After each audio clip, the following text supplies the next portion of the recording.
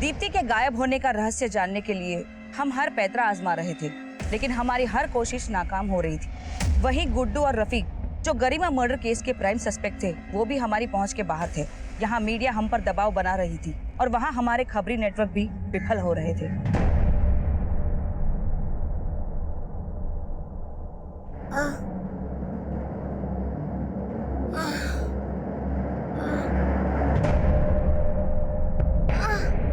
क्या तुम बता सकती हो वो कौन थे? पहचान सकती हो उन्हें? इस केस में अचानक 360 डिग्री का घुमाव आया है। जिस लाश को अब तक दीप्ति की लाश माना जा रहा था, वो दीप्ति की नहीं थी, लेकिन उस लड़की के साथ भी गैंग रेप हुआ है और दीप्ति भी इसी प्रकार की क्रूरता का शिकार हुई है। Ma'am, ma'am, ma'am, ma'am, ma'am, क्या लगता है आपको कौन थी वो लड़की? क्या उसके गुनहगार भी वही थे जो दीप्ति के थे? गरिमा का मर्डर किसने किया मैम? मीडिया के सवालों का हमारे पास कोई जवाब नहीं था और तभी दीप्ति भी बोलने की हालत में नहीं थी। गरिमा और दीप्ति के बाद उस तीसरी लड़की के केस में भी हमें कोई लीड नहीं मिल रहा था। हमें कुछ समझ नहीं आ रहा था। हमारी हर कोशिश नाकाम हो रही थी और तभी फिर से एक बार इस केस में एक चौंका देने वाला घुमाव आया।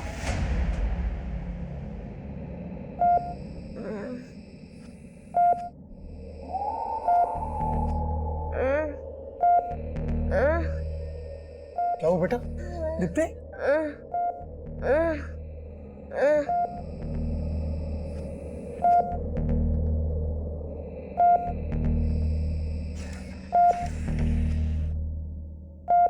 ऑफिस से घर आई, चिराग और उसका दोस्त चिराग को उस लड़की के साथ रेप करते हुए देखकर मैं बहुत डिस्टर्ब हो गई थी मैम। मैंने उसी वक्त चिराग को छोड़ दिया। बाद में मुझे पता चला कि वो लड़की बहुत टाइम से अपने घर से गायब थी और जब वापस वो घर लौटी तो उसमें बहुत कुछ चल रहा था। शायद चिराग ने इसी गिल्ट में सुसाइड किया कि कहीं सच सामने आ जाता, उनका नाम मिट्टी में मिल जाता। वो दोस्त कौन था चिराग का? उसके बारे में मैं कुछ भी नहीं जानती। उसका स्केच बनवा सकती हैं?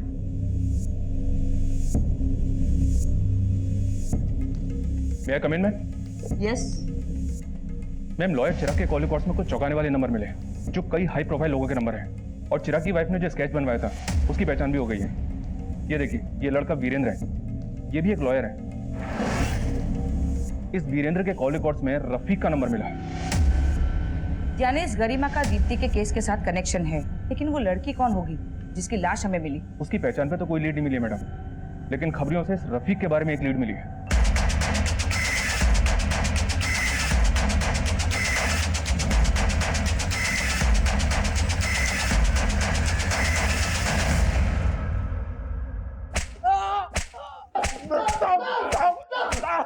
मैं अक्सर प्रोस्टिट्यूट के पास जाया करता था, तभी से रफ़ीक को जानता था।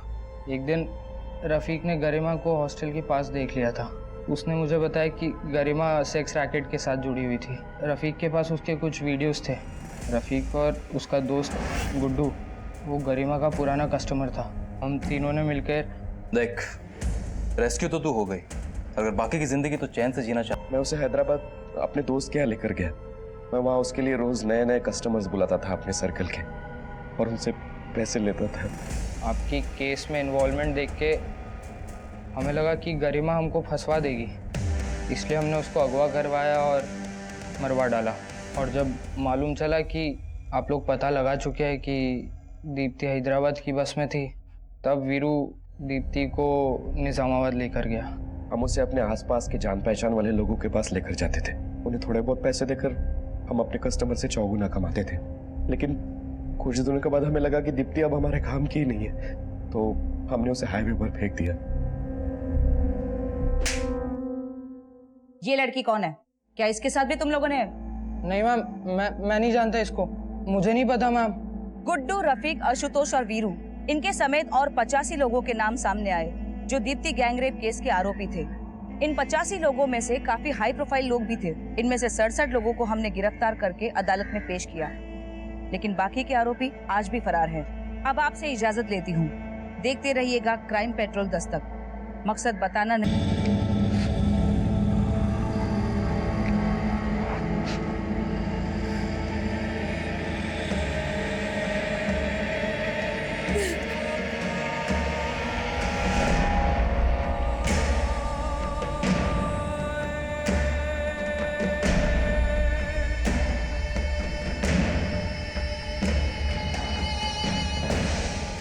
दीप्ति, मेरी बेटी, आज 3 दिन हो गए मैंने अपनी बेटी को देखा नहीं। ये लापता है। हमने पुलिस स्टेशन में मिसिंग कंप्लेंट लिखवाई लेकिन कोई फायदा नहीं हुआ। पुलिस कहती है कि दीप्ति ने हमें मतलब पेरेंट्स को अपनी मर्जी से छोड़ दिया और कहीं चली गई। ऐसा नहीं हो सकता। मुझे तो लगता है कि पुलिस दीप्ति को ढूंढना ही नहीं चाहती। इस वीडियो को देखने वाले आप सभी से मैं रिक्वेस्ट करता हूँ, मेरी बेटी को ढूंढने में मेरी मदद कीजिए। आप में से किसी ने अगर इसे कहीं देखा है तो मुझे कॉल कीजिए। मेरा नंबर है 987659। प्लीज मेरी मदद कीजिए मेरी बेटी को ढूंढने में।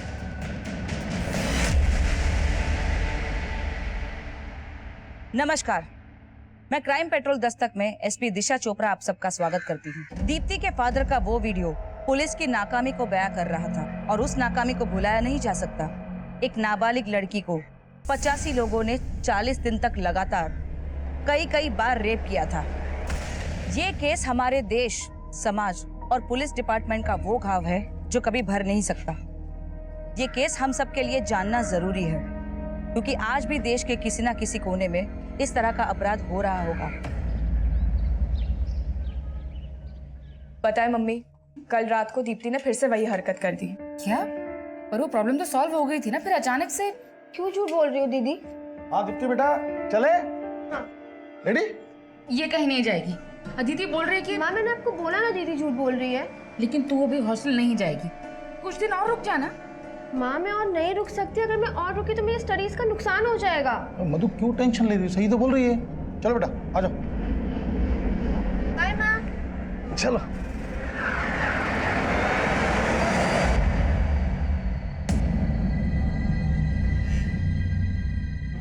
सर, 1.5 घंटे से वेट कर रहा हूँ। साहब को बोलो ना। अरे बोला ना, साहब बिजी हैं। जब फिर तो मिलवा दूंगा, बैठो।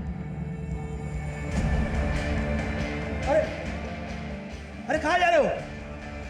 एक मिनट कॉल करता हूँ। क्या बात है? 2 दिन से मेरी बेटी लापता है। आपको कोई फर्क नहीं पड़ रहा? क्या कर रहे हैं आप लोग? हमको हमारा ड्यूटी सिखा रहे हो? तुमको सीसीटीवी फुटेज दिखाई थी ना? ये देखो, किसी एंगल से लग रहा है कि उसके साथ क्राइम हुआ है? अरे सर, 2 दिन से उसका फोन बंद है। वो मुझसे बात किए बिना कहीं नहीं जा सकती। आप समझने की कोशिश कीजिए, उसके साथ कुछ भी गलत हो सकता है। हो सकता है वो किडनैप हुई। एक मिनट, कोई फिरौती कॉल आया था? नहीं। इसका मतलब समझ रहे हो? वो अपनी मर्जी से किसी लड़के के साथ गई है।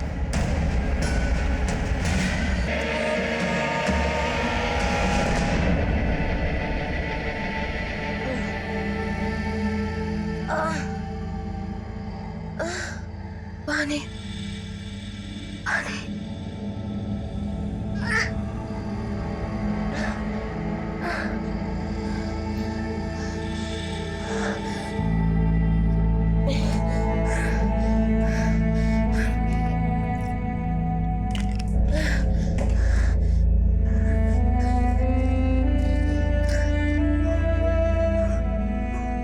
आज 3 दिन हो गए हम लोगों ने दीप्ति को देखा नहीं। लापता है ये। पुलिस स्टेशन में दीप्ति की मिसिंग रिपोर्ट भी लिखवाई।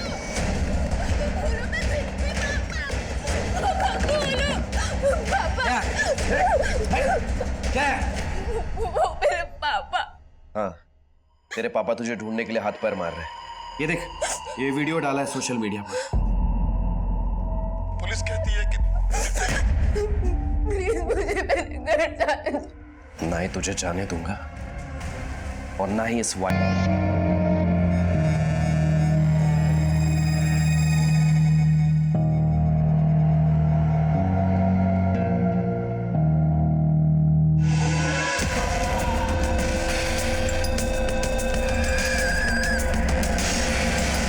मजबूर पिता अपनी बेटी को ढूंढने के लिए पुलिस के सामने गुहार लगाता है, लेकिन उसकी सुनवाई नहीं होती।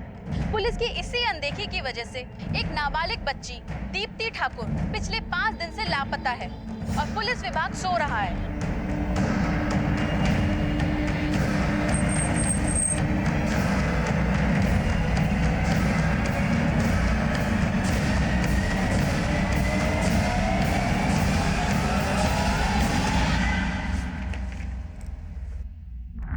May I come in, madam? Yes. जय हिंद मैम।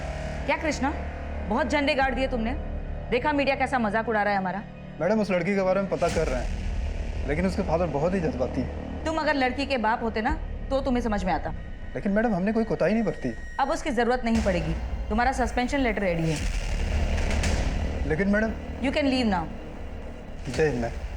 मुझे दीप्ति मिसिंग केस की एक एक डिटेल्स चाहिए, क्विक। Yes ma'am.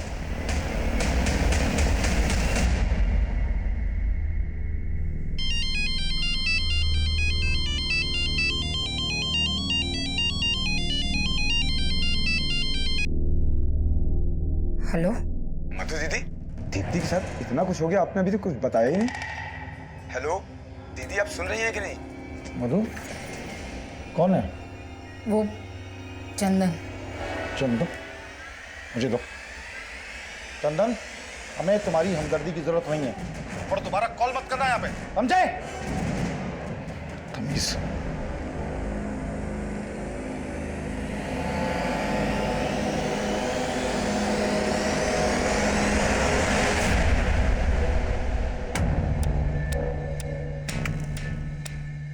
मैम, इसी फुटेज के बेसिस पर ये लोग थ्योरी बना रहे थे कि दीप्ति अपनी मर्जी से कहीं चली गई। ऐसी कौन सी जगह गई जहां से लौटकर वापस नहीं आई?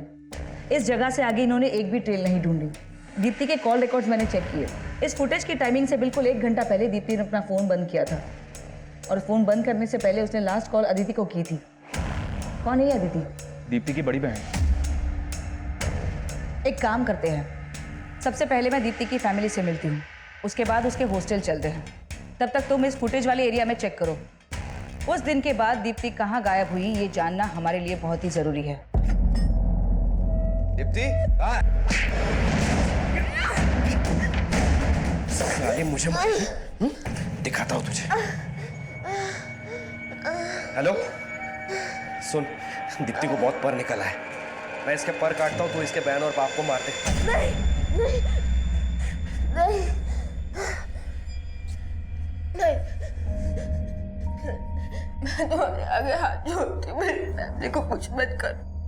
तुम जो बोलोगे मैं करूँगी, बट मेरी फैमिली को कुछ मत करना। मैं तुम्हारे हाथ जोड़ रही हूँ, प्लीज प्लीज उनको कुछ मत करना।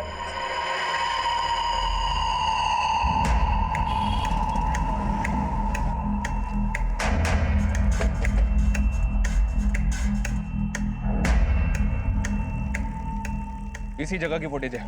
एक काम करो, चारों डायरेक्शन में फैल जाओ। जिस डेट में दीप्ति गायब हुई थी उस डेट की हर जगह की सीसीटीवी चेक करो। हर दुकान, नुक्कड़, सिग्नल, सब जगह की। हो सकता है दीप्ति किसी के साथ कैप्चर हुई हो। मूव। चल।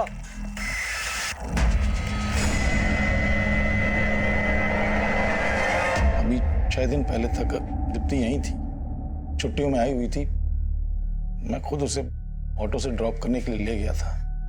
बस आखिरी बार तभी देखा उसको मैंने। दीप्ति किस चीज की दवा ले रही थी?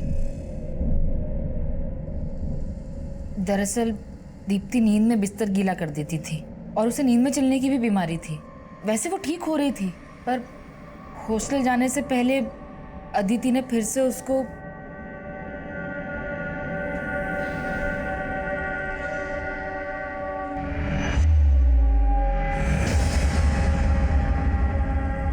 दीप्ति, दीप्ति, दीप्ति। तू यहाँ बैठ के लड़कियों को गायब करने वालों को अपडेट देता हूँ कि कौन कब यहाँ से जा रही है।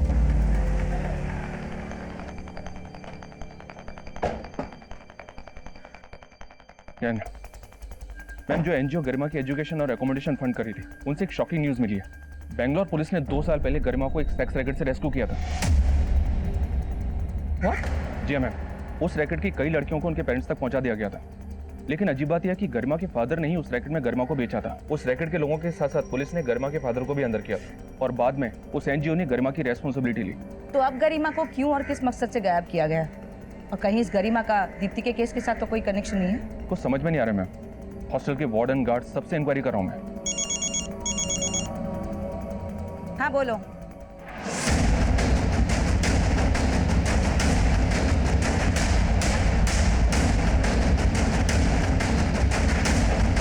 आइए मैम। ये देखिए मैम, शायद इसी पत्थर से बार बार वार करके इसे मारा गया।